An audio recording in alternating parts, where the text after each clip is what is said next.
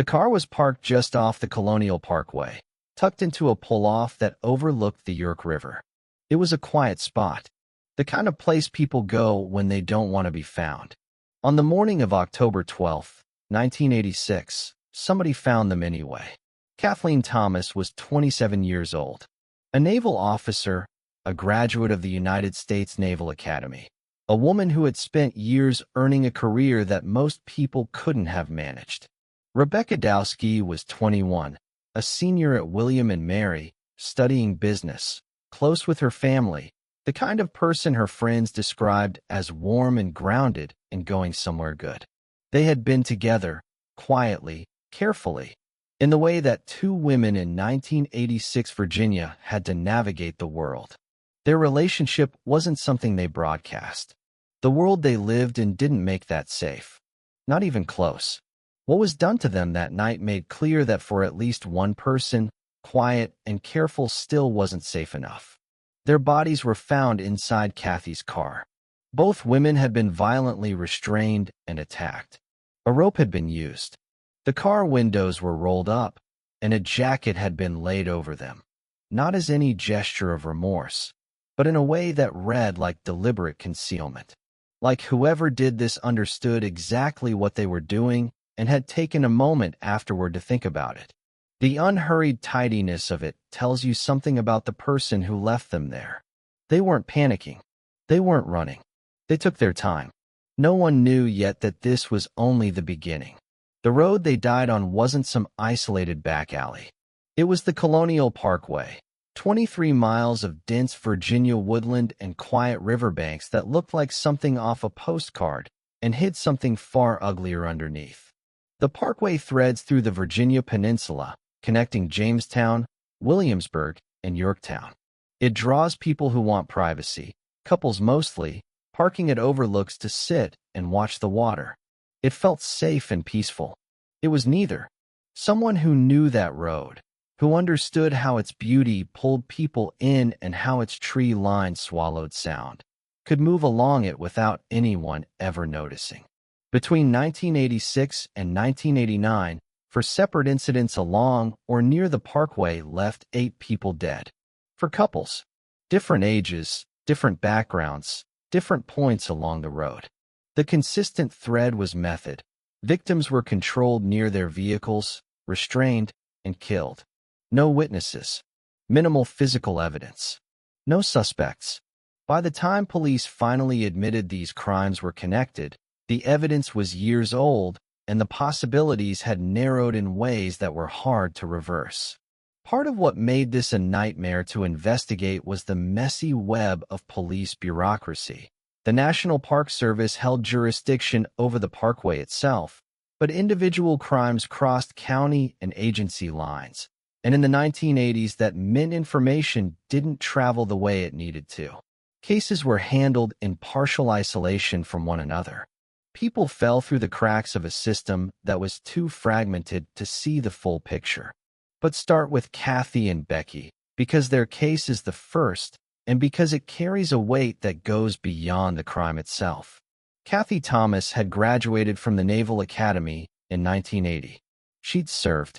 She was working as a systems analyst for a defense contractor at the time of her death, a professional life built through years of discipline and sacrifice. Becky Dowski was finishing her undergraduate degree, had her whole future ahead of her, and was by all accounts someone people genuinely liked being around. The two women had grown close, and that closeness had become something more than friendship. They were careful about who knew. They had very specific reasons to be careful.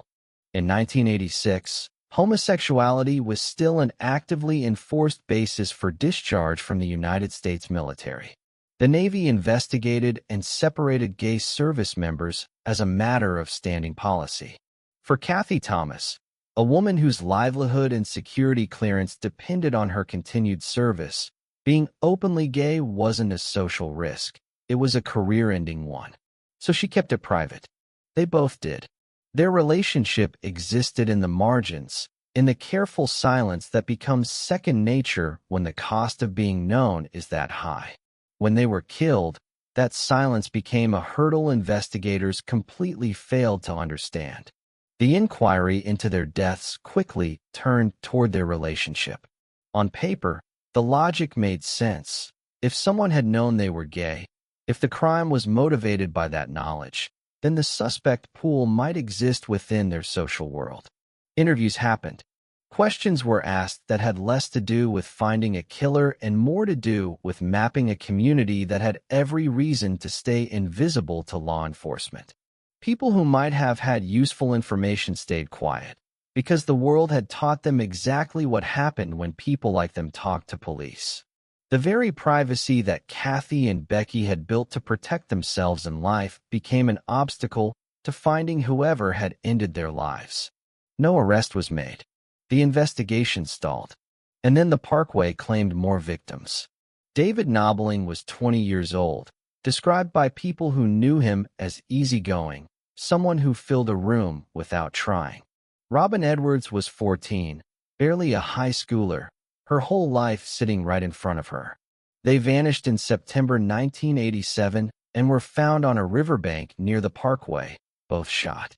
Then in April 1988, Richard Keith Call, 20 years old, and his girlfriend Cassandra Renee Haley, 18, disappeared without a trace.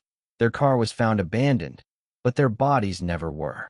And in September 1989, Anna Maria Phelps, 18, and Daniel Lauer, 21, went missing and were found dead the following month in wooded terrain off the Parkway. Anna Maria had been studying nursing. Daniel had people who loved him and were waiting for him to come home. They were not data points. They were people, and whoever moved through that stretch of Virginia killed them like it cost him nothing. 8 people in 3 years. For couples, not a single arrest. Grief takes on a cruel quality when it has nowhere to land. When the person responsible has no name, no face, no consequence. When you go year after year watching the case surface briefly in news coverage and then recede again, watching investigators pursue leads that dissolve, watching time pass without resolution. The Dowski family came forward publicly more than once over the decades. They spoke about Becky. They kept her name in front of people who might be able to help. That kind of endurance doesn't come easily. It gets worn down and rebuilt over and over until it becomes something closer to stubbornness than hope. Suspects emerged over the years. In 2002, a Virginia man named Darrell Rice was indicted in connection with the Nobbling and Edwards murders. It seemed, briefly, like a real break. Then DNA testing didn't support the theory, and the indictment was dismissed. Another round of hope collapsed. Another reset to zero. Forensic genealogy changed the entire landscape of cold case investigation after it was first successfully used to identify the Golden State Killer in 2018. The technique works by taking DNA recovered from a crime scene and running it against consumer genealogy databases, the kind ordinary people use to trace their family history. Partial matches to distant relatives allow investigators to build out family trees, narrow candidates by age and geography and sex, and eventually arrive at a specific individual whose DNA profile fits what was recovered at the scene. It's slow, methodical work, and it requires a database large enough to find a useful match. But when it lands, it reaches back through decades in ways that conventional investigations simply cannot. In 2024, investigators working the Colonial Parkway murders submitted evidence for forensic genealogical analysis. The results pointed to a man named Alan Wade Wilmer Sr. Wilmer had died in 2020. He had spent most of his life in the Virginia area, working as a waterman, a fisherman whose presence on the peninsula's waterways would have drawn absolutely no attention. He had no criminal history that had ever flagged him as a person of interest in anything. From the outside, he was an unremarkable man who lived a quiet life and died 4 years before anyone connected his name to what had been happening along the Parkway in those 3 years in the late 1980s. The DNA evidence came back linking him directly to the stolen lives of David, Robin, and Anna Maria. The crimes look so much alike across all four incidents that it's almost impossible to believe anyone else could have done them. But the Thomas and Dowski case sits in a specific and unresolved place within that picture.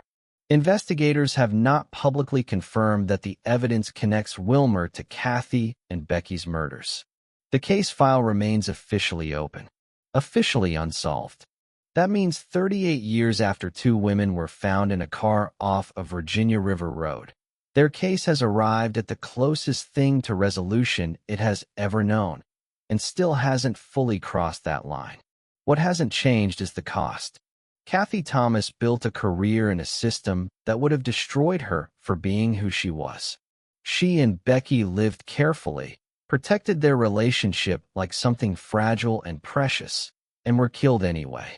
The investigation that followed was shaped by the same forces they had spent their lives working around.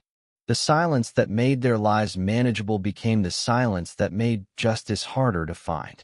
That isn't a footnote to their story. It is their story. There's a version of events where the motive had nothing to do with who they were to each other, where the violence was random, driven by something inside the killer that had no logic outside his own head. That's possible. It may even be likely.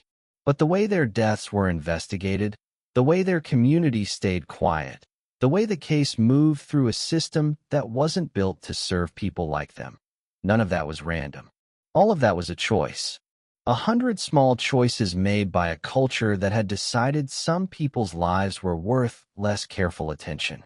The Colonial Parkway still runs its 23 miles through the Virginia Peninsula. The pull-offs are still there. In the fall, the trees go red and gold in a way that makes it one of the genuinely beautiful stretches of road on the East Coast. People still park along the water to sit together in the quiet, not thinking about what happened there, not knowing that for 3 years something used that beauty as cover.